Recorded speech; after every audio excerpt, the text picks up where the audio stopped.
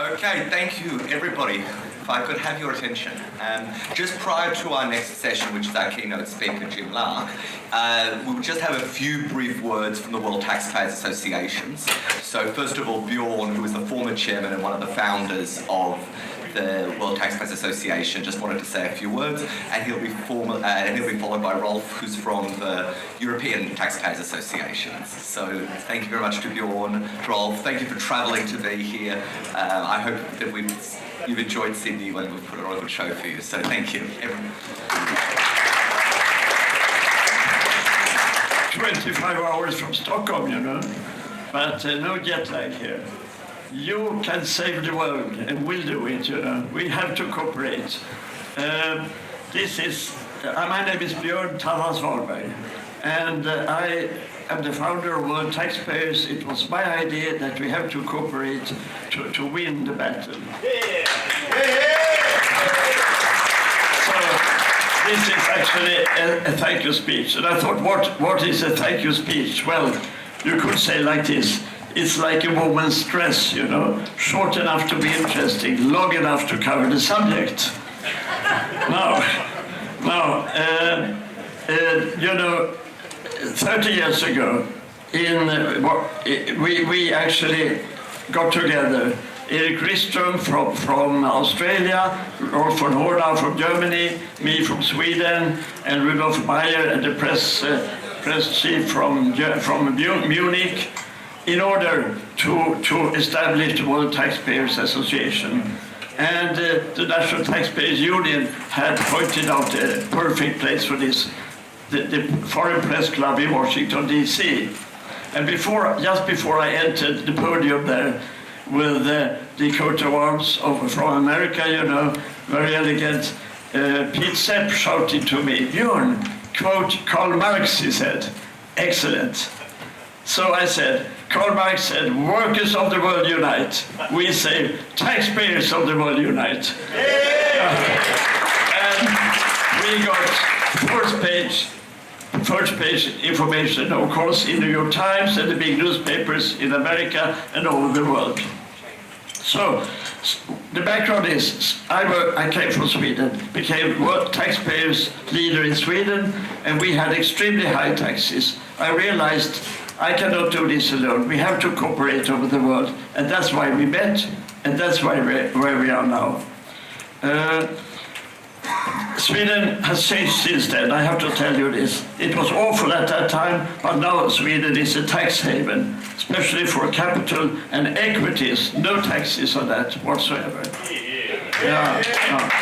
So as president for World Taxpayers, I traveled around the world with two purposes: to establish new tax groups, and many of you are here today. That's wonderful.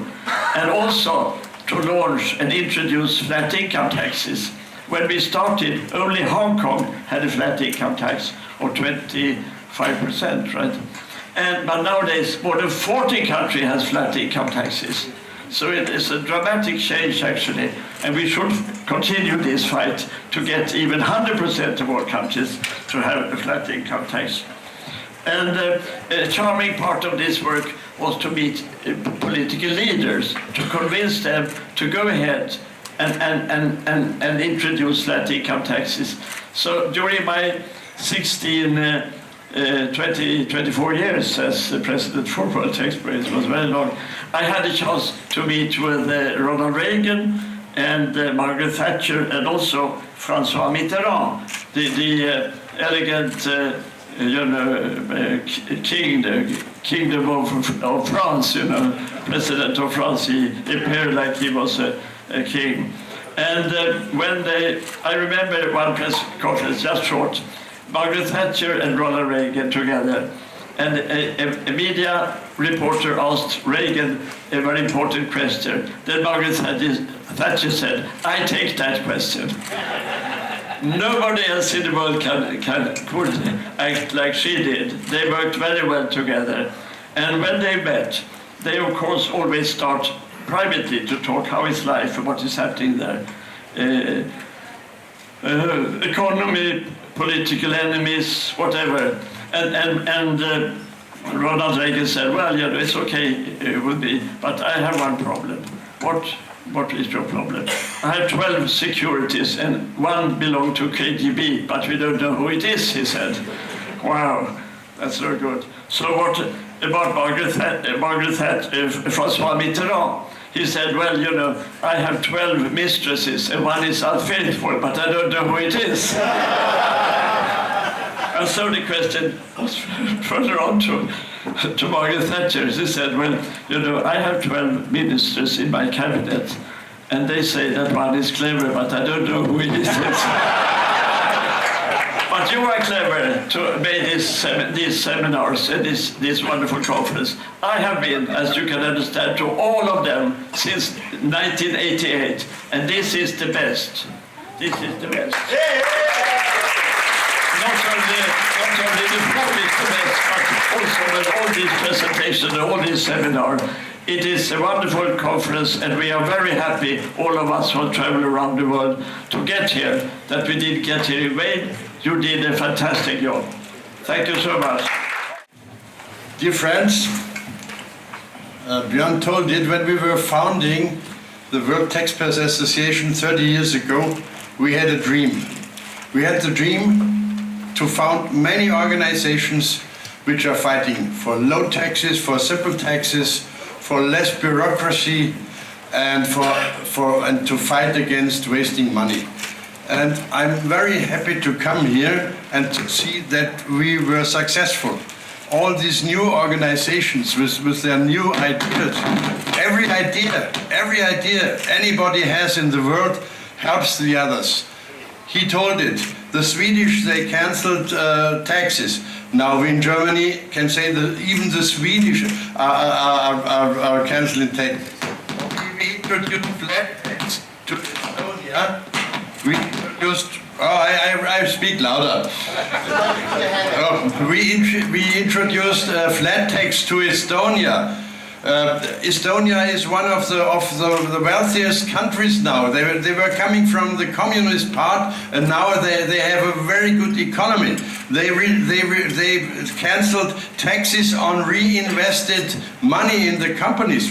Now we can do the same. We can tell it to our politicians, and I think that makes me very happy to be here, because I see there are many people with many good ideas, and every idea helps us. And I'm looking forward to Rome. I think we were already very successful, because if you take the average of taxation, you see that taxation is going down. And if we work like this the next 2 or 3 years till Paris, I think it will be a very successful story. But such a day is also the day to say thank you. Thank you to your organization.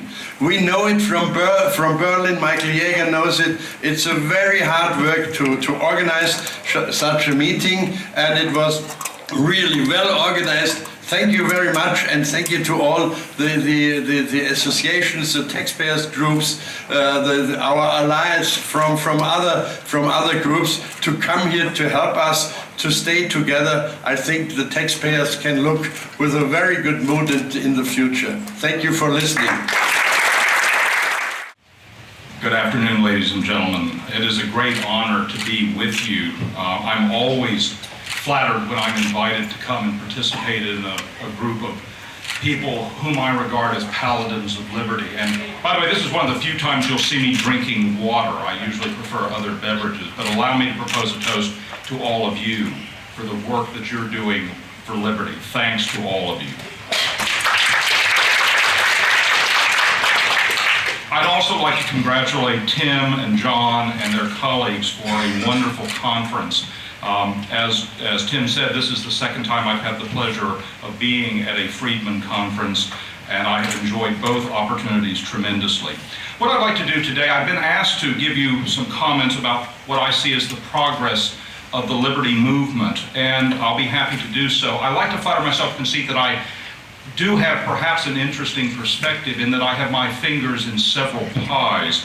I am an academic, although I'm really a mathematician more than anything else, and so I don't usually deal in the areas that most libertarians who are in academia deal with: law, economics, political science, and so forth. But I am in a position to observe some of the trends that are taking place in the academy.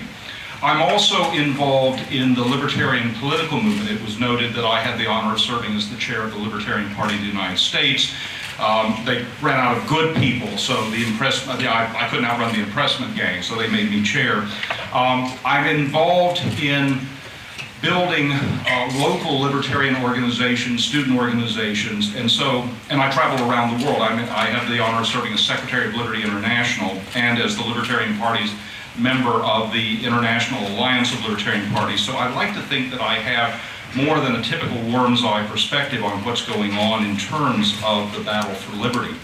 And in such comments, I always like to start off by talking about some of the challenges that we face, because as eminent philosopher and moral philosopher, economist Frank Knight used to talk about, it's useful sometimes to point out that water runs downhill.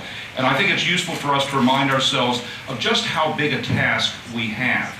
I think that libertarians, in many ways, are their most severe critics. In some cases, we don't give ourselves credit for all of the progress that we've actually made. And so it's useful for us to realize just what an enormous task we're undertaking, because we're asking people to reevaluate the relationship between the individual and the collective. And we have an extremely difficult task.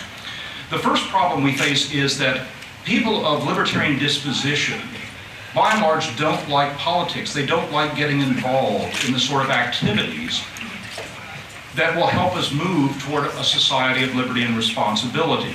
I hate politics. I'd much rather be discussing with you good wine, good beer, football, both American football, Australian rules football, real football, basketball, music. In other words, the things that give life joy.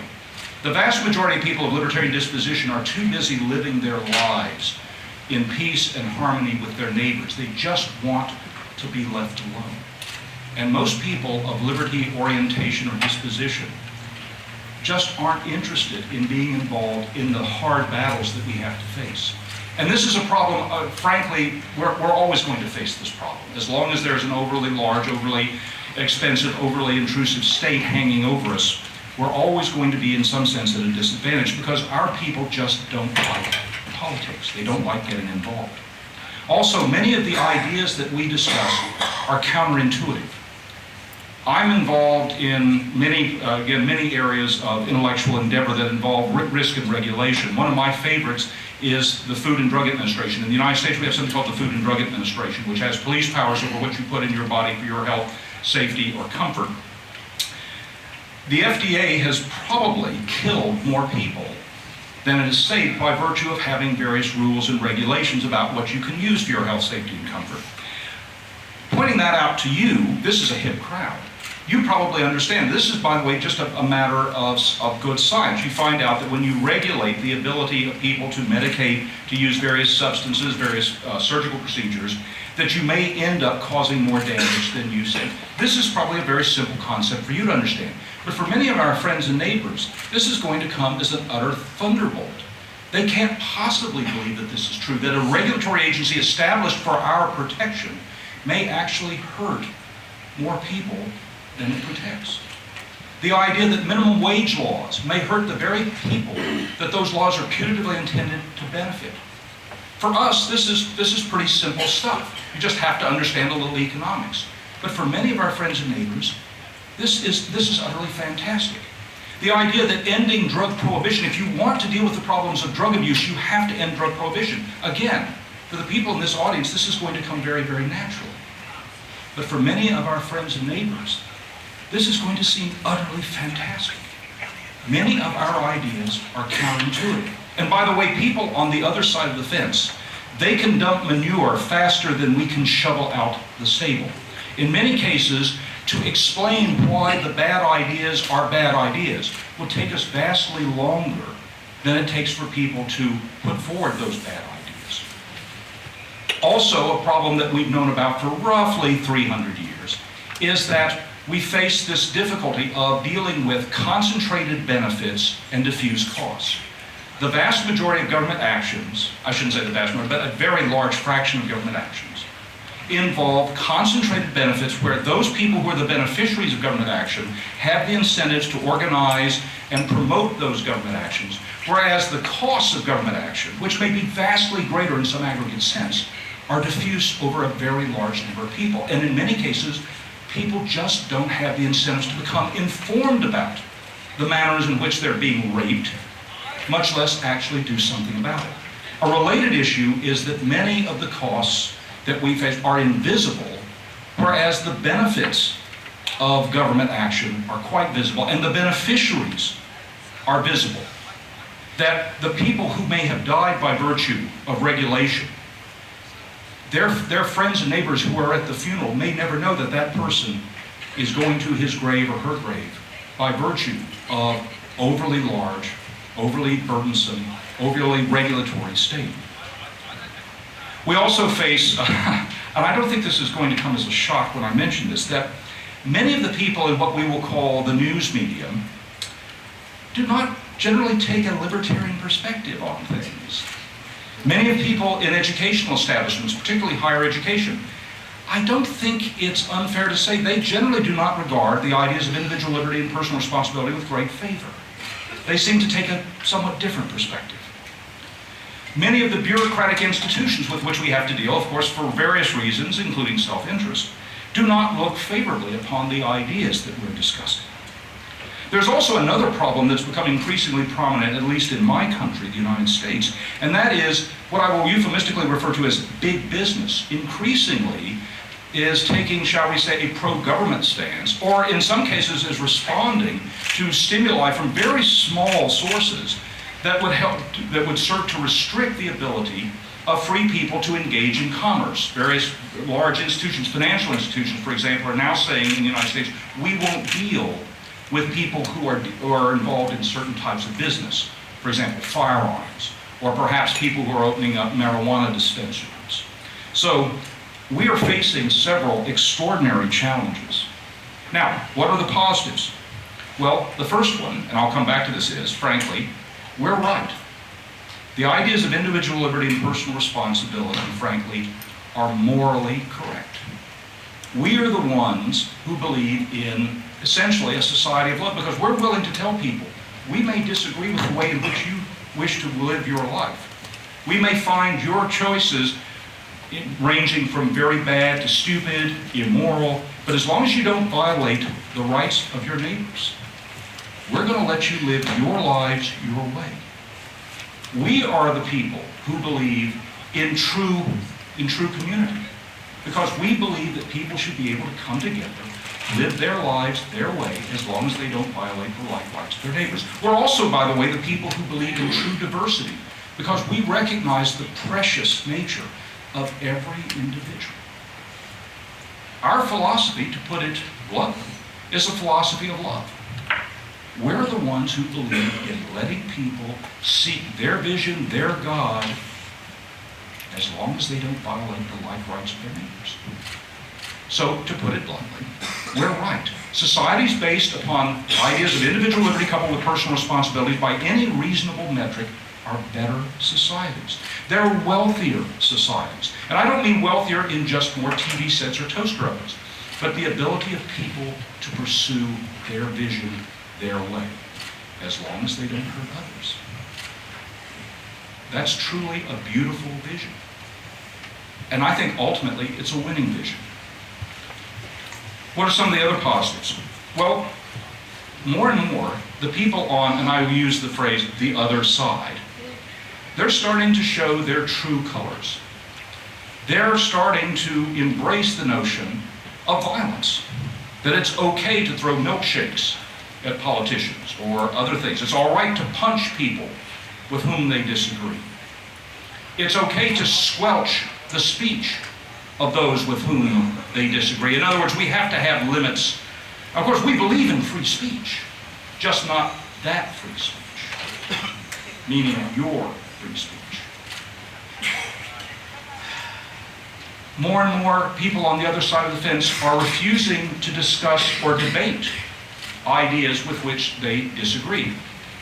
This is particularly true, by the way, with respect to certain issues involving anthropogenerated climate change, But it's also true for other issues.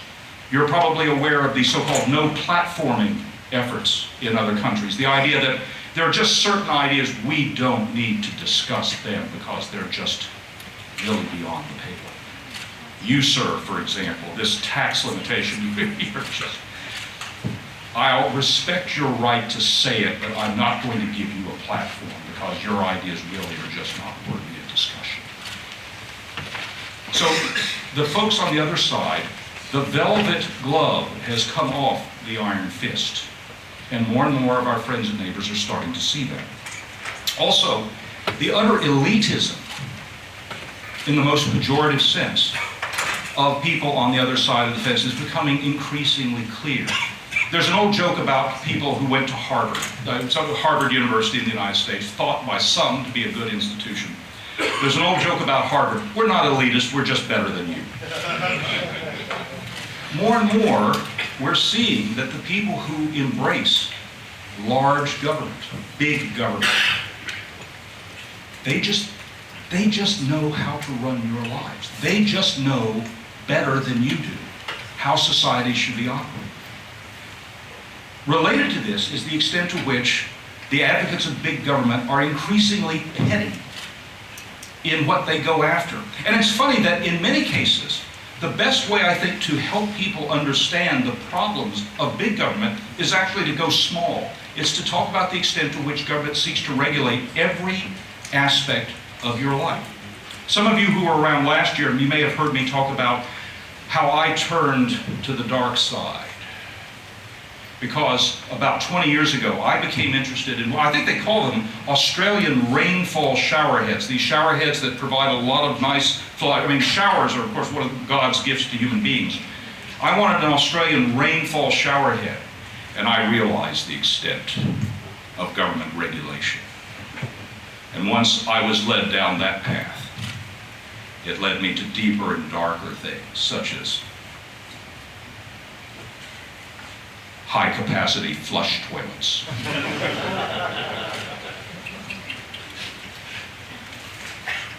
But the extent to which big government is increasingly petty, that it regulates, do you want to have, by the way, you, sir, in Philadelphia, you want to have a big glass of soda pop?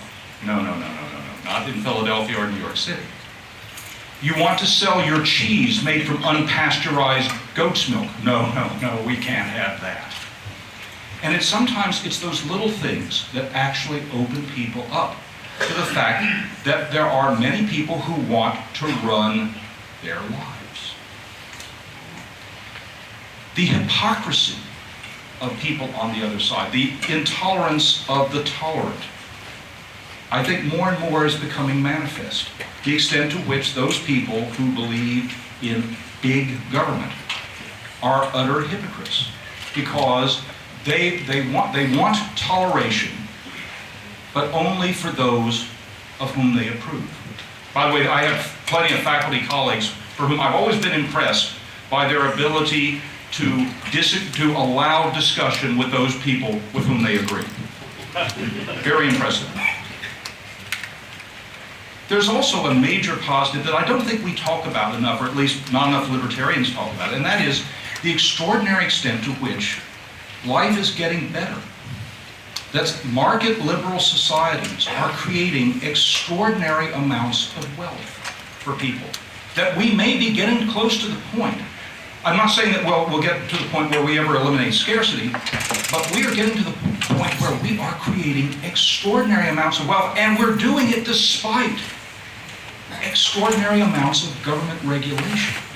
Think what we could do if we simply got government back to its proper purpose, to the extent it has a proper purpose, which is protecting people's life, liberty, and property. The wealth that we can create for people is extraordinary, and market liberal societies are able to do this. By the way, some of you may know the difference between a true liberal and a statist. True liberal and a statist see a very wealthy fellow up there on the mansion on the hill and say, the statist says no man should have so much. The liberal says every man should have so much. It is we of liberal disposition who are reaching out to say, we want everybody to have the chance of wealth. And by the way, one of the great things, some of you may have heard me, last Saturday, not yesterday, but the previous Saturday, I flew back from Spain. I had the pleasure of speaking to a bunch of Spanish libertarians in Madrid and Barcelona. And when I got in my car, driving back home, I heard the news about the Australian elections. And they brought a big smile to my face because, of course, the extent was that, well, this was going to be an election where the reactionary people were going to lose and the progressives were going to step forward. And the news was actually quite good. And my feeling was, here we have a situation where, once again, the quiet people, the people who actually bear the burden of the big state, perhaps they're finally starting to get the big frickin' point, that those people who want the big state are not necessarily their friends. So, as we go forward, I've already mentioned, I think we are right, and I think that we have the winning vision. When we go forward, there are a couple of points that I will ask all. I would assume that because of the nature of this crowd, I'm going to be telling you something you already know, something you already embrace, but because I have the podium and you don't, I'm going to do this. This is one of my little hobby horses. I always ask the advocates of liberty to uphold the highest standards of intellectual integrity. One of the problems that we face is that many people on the other side of the fence seem to feel that they don't necessarily have to be scrupulously honest in terms of making their point. In fact, some of them seem to think that anything they say in pursuit of their vision is acceptable because they're good and true and right, and though it's okay to be less than scrupulously honest. I believe we have to uphold the highest standard of intellectual integrity. We have to apply the same withering scrutiny to our own ideas that we apply to the ideas of those with whom we think we disagree. Intellectual sloppiness is no more appealing when it comes from our friends than when it comes from those with whom we disagree. Second point, just treat people the right way. I found over several years that by simply treating people with courtesy and respect, by listening to their ideas, by listening to their criticisms of what they see as a liberal market order, if I respond with integrity, with courtesy and respect, I find that they'll usually at least listen to me. And I have this notion that if I can get people to listen, I've gone a long way toward helping them at least see what I'm talking about.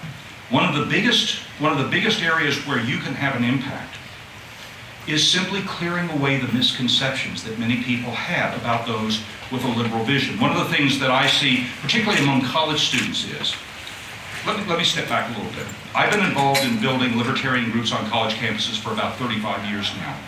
And many of the bright, talented young liberty activists on college campuses, they have an extremely hard job because they will go out and they will do wonderful work. They will actually plant seeds that will eventually germinate and bear wonderful fruit. But their reward is calumny. Their reward is to hear people say, oh, you liberty-oriented people, you don't care about the poor, you don't care about the environment, you're a sack full of heartless bastards. And I try to make the point that there are many ways in which you can advance the liberty perspective. One of the most important victories you can win is simply clearing away the misconceptions that people have about those of us who embrace the liberal order.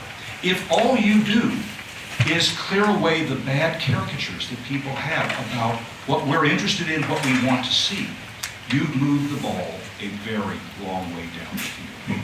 And so with that, I hope that my comments are interesting and helpful to you. I'll be happy to entertain your questions. Again, this is one of the few times you'll see me toasting with water. Allow me to offer my thanks to all of you for what you're doing. It has been a great honor to be here. Thank you. Good luck.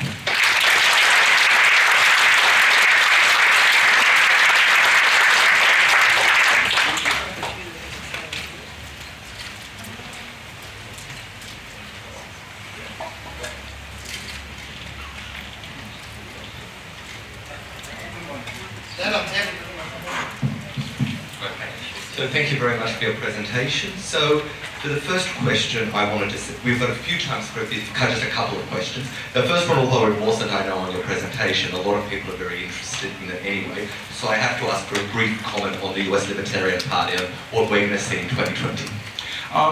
The question is about the United States Libertarian Party. My personal opinion, and I'm not talking out of school, I'm not going to tell you something that I wouldn't tell other people. Frankly, I'm very concerned in that the 2020 election is going to be one of those where you will have, unless he's removed from office or assassinated, you will have Mr. Trump running against someone from the Democratic Party who frankly will be bad. Now they're usually bad, but they're going to be really bad this time. And what I see happening is many people of libertarian disposition, the phrase I like to use is they're going to run home to mama.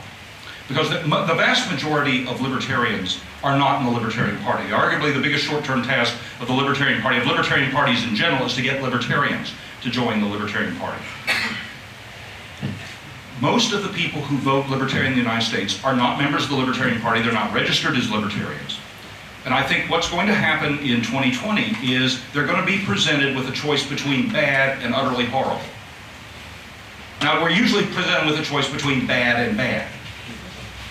It could be bad and horrible, it could be really bad and horrible.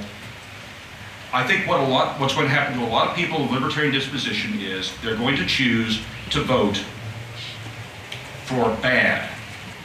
Now, I personally have my opinion of who bad is and who horrible is. And I think a lot of libertarians, well, I'll be very blunt, many of them are going to vote for Donald Trump because they're going to look at the Democrat and they're going to say, oh my God. And they're going to say, I want to vote Libertarian, but if I vote for Libertarian, we're going to end up getting something really horrible. And frankly, they might be right. So my opinion is that in 2020 is not going to be a vintage year for the Libertarian Party in the United States, that we're going to face this run home to mama problem. Now, at lower level elections, local elections, my hope is that we're going to do considerably better because more and more we're actually finding people who are willing to run. One of the biggest problems in getting is getting libertarians to run because most libertarians don't want to run. Running for office is very expensive with respect to a variety of measures. So for our next question, you spoke about how our policies generally make people's lives better, but yet people don't seem to realise that. How do you think we can better explain the morality of our side, the fact that cutting taxes is not only economically right, but it's also the moral thing to do? I guess my way of looking at things is, let me step back briefly. I'm flattered to say that many people, for whatever reason, seem to feel that I'm a reasonably good expositor of libertarian ideas. And look, I got an ego. I like it when people say nice things about me. I don't convince anybody of anything. What I try to do is facilitate conditions by which people convince themselves. And so what I try to do is listen to what they say, try to get a handle on what their perspective is, and then I try to ask questions. And ultimately, what one might call the money question is, do you think it's appropriate for government to be able to put people in jail for activities that really don't violate the rights of others? And you have to get to a certain point where you can ask that question and it's likely to have any sort of resonance. But ultimately, I try to make the argument for liberty on moral grounds. There is a very strong prudential argument in favor of liberty. It's extremely strong. But frankly, I find that most people, and perhaps I just run in an unusual crowd, but most people, I think, actually do tend to think ideologically. They do tend to think about issues of morality. And so I try to get down to fundamentals. I think that there are limitations on what this thing called government can properly do. People cannot initiate aggression against others. And they can't do it individually. They can't deputize other people to do it for them. So I try to go to fundamentals. Incidentally, if I may, Marshall Fritz, the founder of the Advocates for Self-Government, says, we look for keys to open people. There's no single key.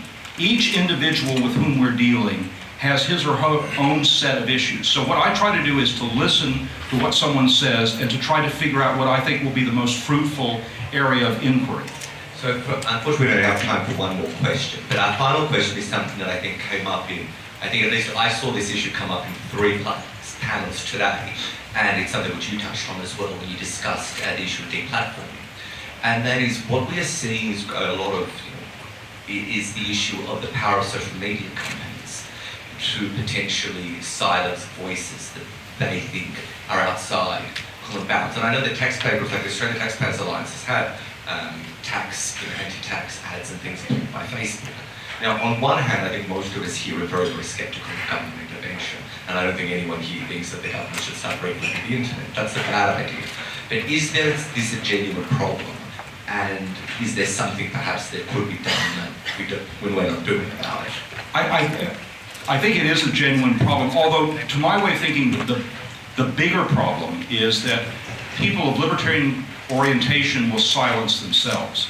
It's that one of the biggest problems of social media is that if you take a heterodox perspective, you can have people basically descend on you like a swarm of very angry wasps or bees, and that people simply stop talking. Of course, we see this, by the way, manifested in politics when we see election results that perhaps are not anticipated because people don't necessarily share their perspective. With respect to the social media platforms that are basically run by private organizations, private companies, I think it is a problem.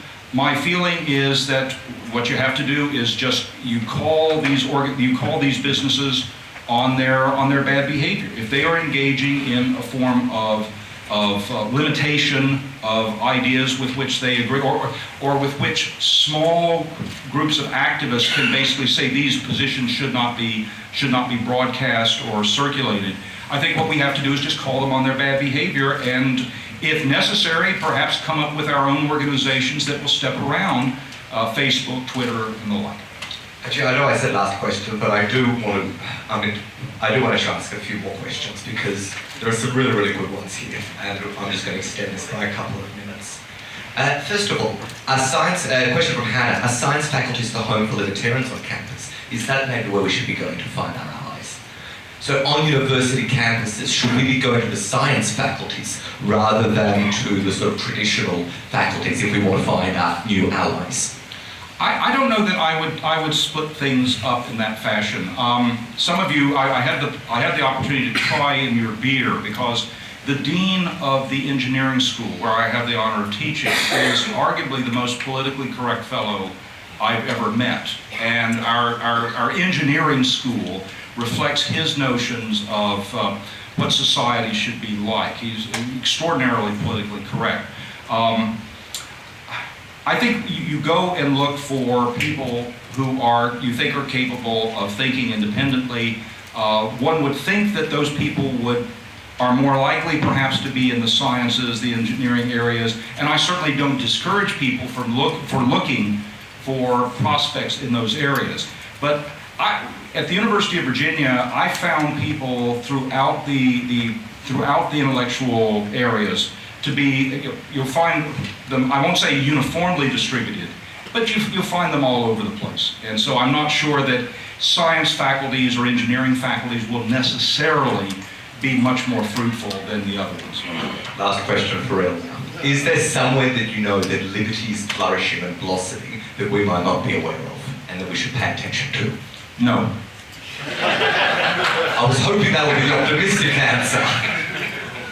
Well, by the way, you know there's an old joke. If you think things can't get any worse, are you an optimist or a pessimist?